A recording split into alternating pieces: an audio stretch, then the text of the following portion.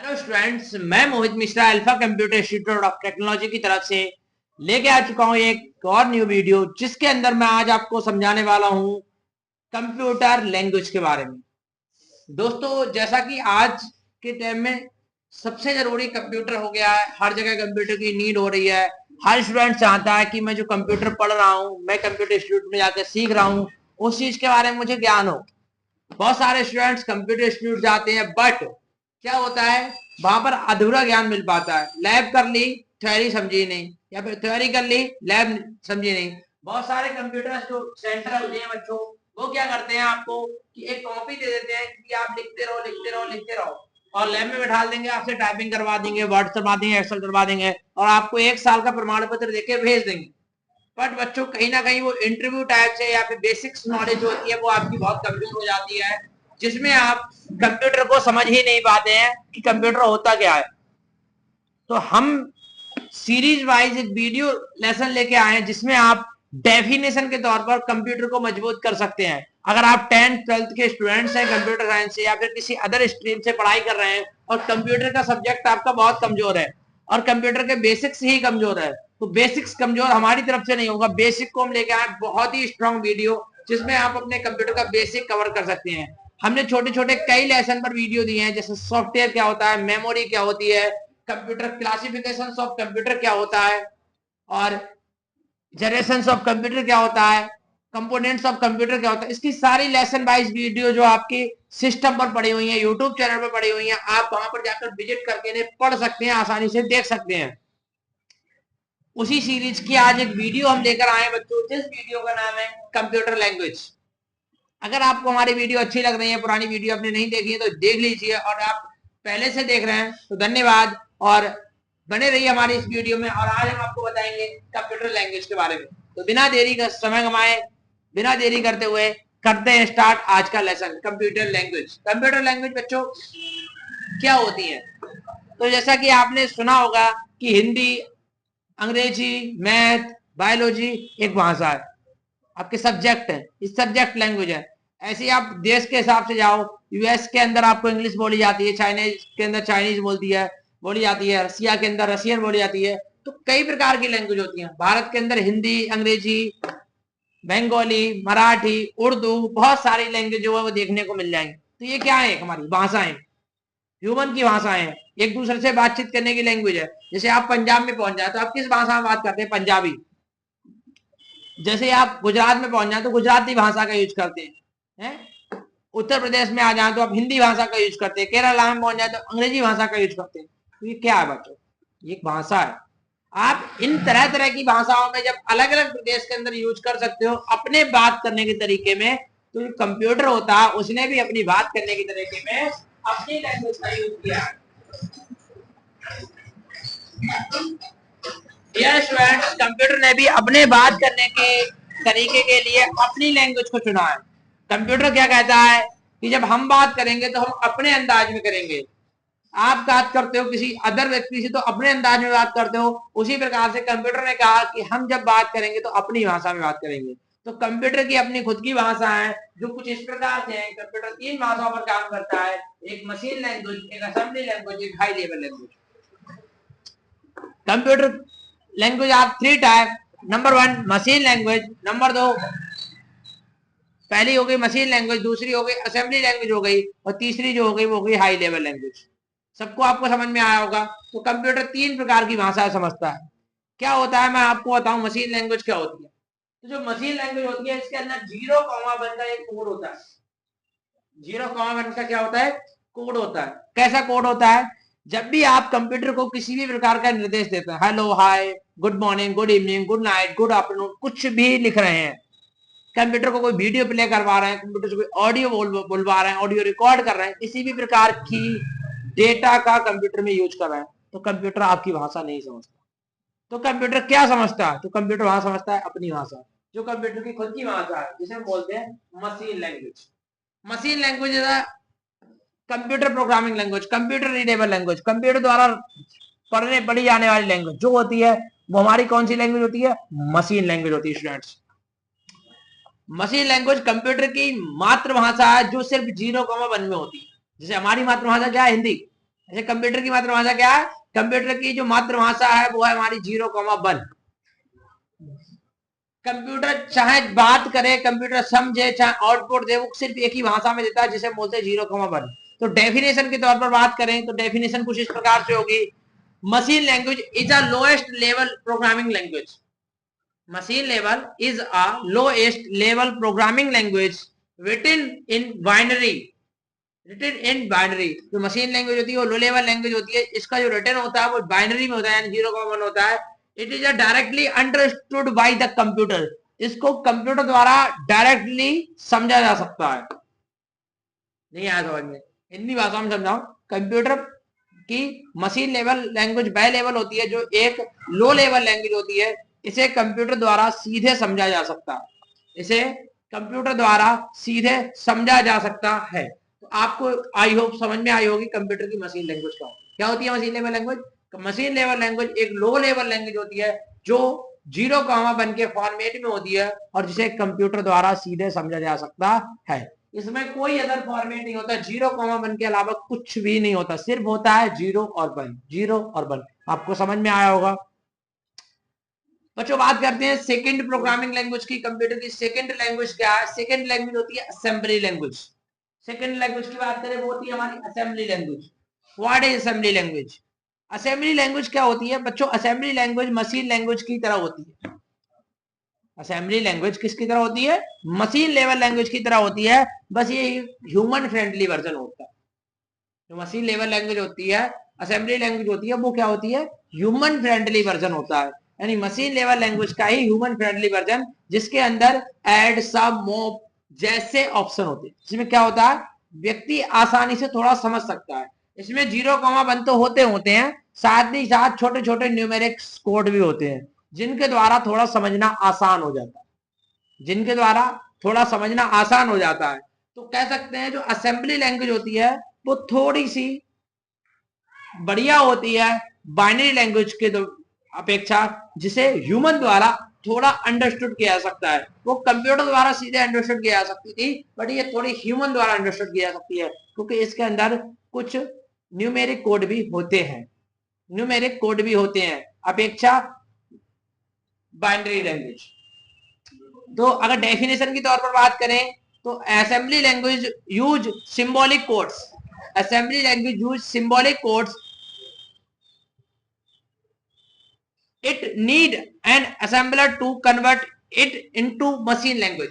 कह सकते हैं कि असेंबली लैंग्वेज जो होती है एक सिंबॉलिक लैंग्वेज होती है जिसके अंदर सिंबल का यूज किया जाता है। इसको रीड करने के लिए एक ट्रांसलेटर का यूज किया जाता है जिसे हम बोलते हैं असेंबलर। क्या बोलते हैं बच्चों? असेंबलर। तो असेंबली जो लैंग्वेज होती है वो ना तो हाई लेवल लैंग्वेज होती है और ना ही प्रॉपर मशीन लैंग्वेज होती है। असेंबली लैंग्वेज खुद की एक भाषा है जिसको बाइनरी लैंग्वेज की तरह ही होती है, बट क्या होता है इसमें थोड़े न्यूमेरिक कोड्स होते हैं जो ह्यूमन द्वारा आसानी से थोड़े समझे जा सकते हैं और इसे ट्रांसलेट करने के लिए एक स्पेशल ट्रांसलेटर का यूज किया जाता है जिस ट्रांसलेटर का स्टूडेंट नाम होता है असेंबलर। बात कहते हैं कि इसके फीचर्स क्या होते हैं। ये फीचर जो होती है faster than high level language, ये हाई लेवल लैंग्वेज से बहुत फास्ट होती है। Header than high level language, ये हाई लेवल लैंग्वेज से ज्यादा अच्छे से समझे जाने वाली लैंग्वेज है और इसे ह्यूमन एंड कंप्यूटर दोनों द्वारा ही आसानी से समझा जा सकता है। तो मैंने अभी आपको दो लैंग्वेज के बारे में बताया। पहली लैंग्वेज थी हमारी मशीन लेवल लैंग्वेज और दूसरी थी high level language, assembly language. अब मैं बात करता हूं स्टूडेंट्स तीसरी मोस्ट इंपोर्टेंट लैंग्वेज जिसका नाम है हाई लेवल लैंग्वेज। तीसरी मोस्ट इंपोर्टेंट लैंग्वेज जिसके बारे में मैं आपको बताऊंगा हाई लेवल लैंग्वेज के। तो स्टार्ट करते हैं हाई लेवल लैंग्वेज के बारे में। तो दोस्तों बात करते हैं हाई लेवल लैंग्वेज की। जैसा कि आपको मैंने भी बताया था मशीन लैंग्वेज क्या होती है, असेंबली क्या होती है। अब बात करेंगे हाई लेवल लैंग्वेज की। तो हाई लेवल लैंग्वेज क्यों जरूरी है, किसके लिए है, क्यों बनाई गई है, ये पूरी चीजें हम डिटेल में समझेंगे क्योंकि ये बहुत ही डिटेल में समझने आने वाली टॉपिक है। इसको डिटेल में समझना इसलिए जरूरी है क्योंकि हर एक प्रोग्राम में, कंप्यूटर प्रोग्राम में हाई लेवल लैंग्वेज का जिक्र होता है। आपने पढ़ा होगा कि वेबसाइट बनानी है, हमें होता है एप्लीकेशन बनाने हैं, आपने देखा होगा ऐप बनाने हैं, वेबसाइट बनानी है, क्यों बनानी है, किससे बनानी है, कैसे बनती है वेबसाइट। तो ये सारी जानकारी आपको मिलेगी इस हाई लेवल लैंग्वेज में। हाई लेवल लैंग्वेज क्या होता है, एक वेब डेवलपमेंट कर सकते हैं, ऐप डेवलपमेंट कर सकते हैं हाई लेवल लैंग्वेज के जरिए। तो अगर बात करें तो आज के टाइम में हाई लेवल लैंग्वेज की, तो जब भी आप कोई कोर्स सीखने जाते हैं या कहीं एडमिशन लेने जाते हैं कंप्यूटर साइंस डिपार्टमेंट, तो आपका एक ही उद्देश्य होता है कि हम अपना ऐप कैसे बनाएं, हम हैकिंग कैसे करें, हम अपनी वेबसाइट कैसे बनाएं। तो इन सबका एक ही जरिया है कि आपको सबसे पहले एक प्रोग्रामिंग लैंग्वेज आनी चाहिए, जिस प्रोग्रामिंग लैंग्वेज से आप वेबसाइट बना सकते हो, जिस प्रोग्रामिंग लैंग्वेज से आप हैकिंग कर सकते हो, जिस प्रोग्रामिंग लैंग्वेज से आप मॉड्यूल बना सकते हो, जिस प्रोग्रामिंग लैंग्वेज से आप एप्लीकेशन को तैयार कर सकते हो। तो दोस्तों हाई लेवल लैंग्वेज होती क्या है, हाई लेवल लैंग्वेज एक कोड होता है। हाई लेवल लैंग्वेज होती क्या है, हाई लेवल लैंग्वेज एक कोड होता है जिसके अंदर if else print input while और नॉट जैसे कीवर्ड्स यूज होते हैं। क्या बताया मैंने, if else print input while for do जैसे कीवर्ड जो है वो यूज किए जाते हैं इस लैंग्वेज को डिजाइन करने के लिए। इस लैंग्वेज को डिजाइन करने के लिए कीवर्ड्स यूज किए जाते हैं। अच्छा, ये लैंग्वेज टोटली इंग्लिश फॉर्मेट में होती है। अच्छा, इसमें हिंदी का कोई काम नहीं है। ये जो लैंग्वेज होती है वो क्या होती है, हमारी एक अंग्रेजी फॉर्मेट में होती है, अंग्रेजी वर्डों में होती है, इंग्लिश फॉर्मेट में एक लैंग्वेज होती है। अगर एक सिंपल शब्द में बोले तो हाई लेवल लैंग्वेज एक ऐसी प्रोग्रामिंग लैंग्वेज है जिसमें इंग्लिश शब्द होते हैं और जो कंप्यूटर चलाने के लिए कंपाइलर या इंटरप्रेटर की जरूरत पड़ती है। जिसे कंप्यूटर पर चलाने के लिए कंपाइलर और इंटरप्रेटर की जरूरत पड़ती है। तो आपके दिमाग में सवाल आया होगा सर कि हाई लेवल लैंग्वेज के साथ आपने दो शब्द बताए, एक बताया कंपाइलर और एक बताया इंटरप्रेटर। इंटरप्रेटर और कंपाइलर क्या होते हैं, इंटरप्रेटर और कंपाइलर क्या होते हैं। तो दोस्तों जैसा कि मैंने पिछले बता चुका हूं कि कंप्यूटर अपनी भाषा समझता है, वो किसी की भाषा नहीं समझता। कंप्यूटर क्या होता है, अपनी भाषा समझता है, वो किसी की भाषा नहीं समझता। कंप्यूटर कौन सी भाषा समझता है, कंप्यूटर समझता है 0,1। कंप्यूटर कौन सी समझता है, 0,1 लैंग्वेज को समझता है। अब आप तो कंप्यूटर को 0,1 देते नहीं हो, आप क्या देते हो, प्रोग्रामिंग लैंग्वेज से बने सॉफ्टवेयर से कोड, एक इंस्ट्रक्शन। प्रोग्रामिंग लैंग्वेज से बने सॉफ्टवेयर से क्या देते हो, इंस्ट्रक्शन। तो वो इंस्ट्रक्शन कन्वर्ट करने के लिए आपको जरूरत पड़ती है कंपाइलर, इंटरप्रेटर और असेंबलर की। वो जो कोड का होता है आपका, उसको ट्रांसलेट कर देते हैं। जो हाई लेवल लैंग्वेज का एक कोड होता है उसको ट्रांसलेट करने के लिए आपको दो प्रकार के ट्रांसलेटर की जरूरत पड़ती है। एक होता है कंपाइलर और एक होता है इंटरप्रेटर। एक होता है कंपाइलर, एक होता है हमारा इंटरप्रेटर, जो हमारी हाई लेवल लैंग्वेज को कंप्यूटर की मशीन लैंग्वेज में ट्रांसलेट कर देता है। जो हमारी हाई लेवल लैंग्वेज को कंप्यूटर की मशीन लैंग्वेज में ट्रांसलेट कर देता है और कंप्यूटर की लैंग्वेज को हमारी भाषा में ट्रांसलेट करा देता है। तो अगर हम सिंपल शब्दों में बोले तो हाई लेवल लैंग्वेज एक ऐसी प्रोग्रामिंग लैंग्वेज है जिसमें इंग्लिश शब्द होते हैं और जिसे कंप्यूटर पर चलाने के लिए कंपाइलर या इंटरप्रेटर की आवश्यकता पड़ती है। हाई लेवल लैंग्वेज के बारे में थोड़ा और बताएं कि हाई लेवल लैंग्वेज क्यों जरूरी है।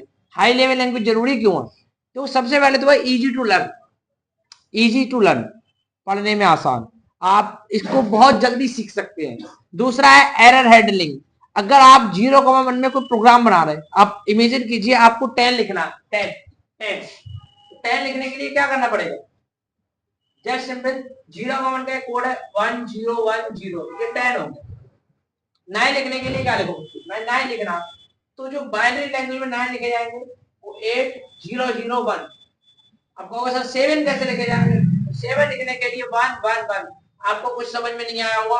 अगर मैं यहीं पे इसको ऐसे कर दूं तो बताऊं कौन सा 8 है, कौन सा 7 है, कौन सा 10 है, आपको समझ में नहीं आएगा। बेसिकली ऊपर वाला 10 है, नीचे वाला 9 है, ये वाला 7 है। ये कंप्यूटर की बाइनरी लैंग्वेज है।